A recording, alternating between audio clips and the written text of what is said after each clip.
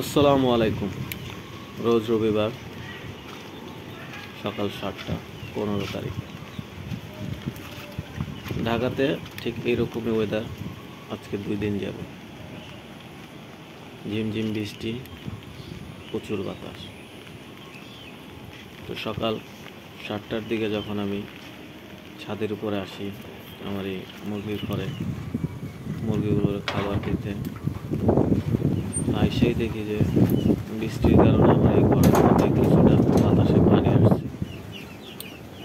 তো আমি আর দেরি না করে প্রথমেই 2টা সাইড আমি ত্রিপাল দিই, বাতাস আর বৃষ্টির পানি যাতে না আসে।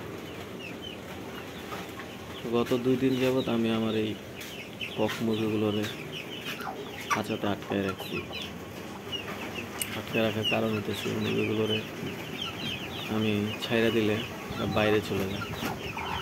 গত 2 দিন প্রচুর বৃষ্টি, তার কারণে আমি এই ঘরে খাঁচাতে এই কক মুরগি আর দেশি মুরগিগুলোরে এভাবে আটকায় রাখছি।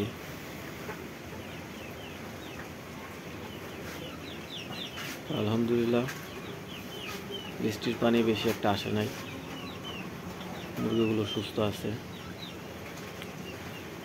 দেখতে পারতেছেন এই সাইডটা আমি খোলা রাখছি, কারণ কিছুটা বাতাস, ঘরের মধ্যে আলো বাতাস না আসলে আমার মনে হয় যে মুরগির ময়লার গন্ধ, মুরগির সমস্যা হতে পারে।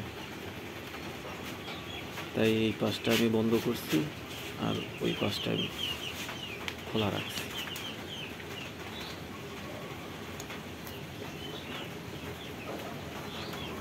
দেশি মুরগিগুলো বস্তার উপর বসে আছে। দেশি মুরগির কোনো সমস্যা হয় না বৃষ্টিতে।